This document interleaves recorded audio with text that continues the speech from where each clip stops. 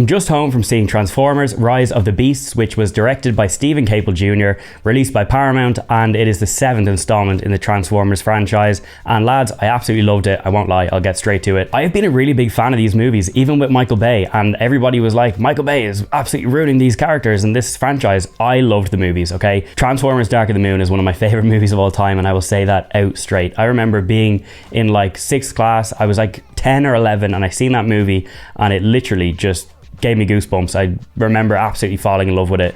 I was afraid of the Decepticons, I was in love with the Autobots, and these characters are just fantastic, and I'm so glad to see this franchise back. Michael Bay is the producer this time. He's not in the director's chair. Stephen Caple Jr. from Creed 2 is, and I have to say he did a fantastic job. The runtime here is just over 2 hours, so it's pretty fast paced. If you know the Michael Bay movies, they're a little bit longer, they kind of dragged, and it was a lot of exposition and dialogue, whereas this seems to cut down some of that. There is still, you know, chunks of it that need to be there, but overall the runtime is shorter, but that makes it better because there's more action, things move quicker. Anthony Ramos and Dominique Fishback are the two lead characters in the human form, of course, and they play Noah and Elena. I liked them, but to be honest with you, I don't think they're as good as Sam Witwicky and Shia LaBeouf, Megan Fox era.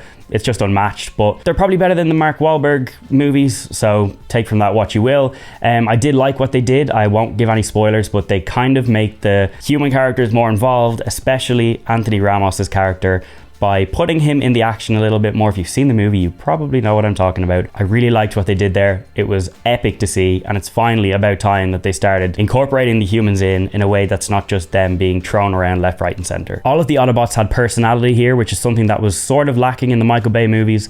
All of them, bar maybe Stratosphere and Wheeljack, got a nice bit of screen time and a little bit of personality and flair to them. Pete Davidson, I have to say, was a standout. He plays Mirage, which is the character and Autobot who bumps into Anthony Ramos's character and kind of forms that bond between human and Autobot, and that's kind of where the story progresses from there.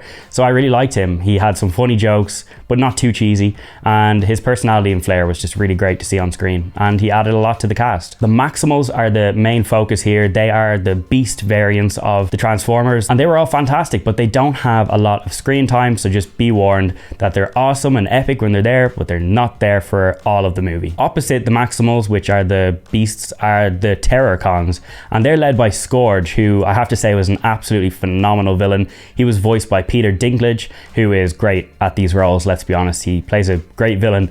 And Unicron is the bigger endgame sort of threat that is coming to Earth. That is what the story is. Scourge is sent for a MacGuffin type key. I won't say too much, but Unicron is a massive, gigantic, planet-sized, bigger than a planet transformer who devours planets to survive, and he's coming to Earth to basically eat Earth, and that is the story. Let's stop him from getting here and destroying Earth. And I have to say, Scourge and the other two Terracons that were with him were really menacing, really badass designs, great sound design with their voices, and I just really liked them. They were badass. Out of all the Transformers movies, I think this one has one of the best final thirds in the entire franchise. That final act was mind-blowing to me. It was full of action, it was full of heart, it was full of emotion, it was full of great musical scores, great set pieces, great story points that I won't say too much about, but yeah, it was just pretty badass to watch, and it was just epic to see all the Transformers fighting and actually just having a blast on screen. Whereas sometimes when you're watching the Michael Bay movies, it might be hard to see who is who and make out who's who.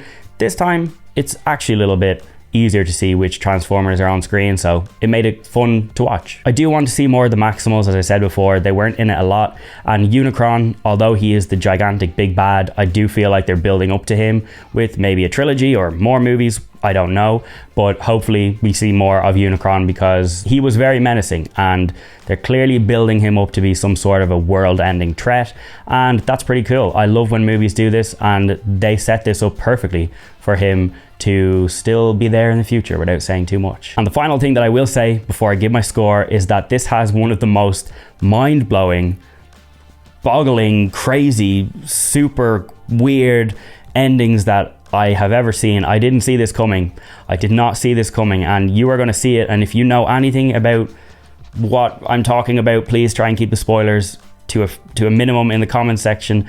But wow, that ending literally had me by surprise. All I will say is For those who have seen it, when Anthony Ramos' character looked at something, a piece of paper, sort of card thing, my jaw hit the floor. And they've really set up something crazy for the Transformers franchise to go down on the next movie and the next number of movies, and I really can't wait to see what they're going to do, because as I said, if you know anything about this franchise and maybe the things that are mentioned in this movie, your jaw's going to hit the floor just like me. It was exceptional, and I'm sitting patiently here on the edge of my seat waiting to find out what they're going to do.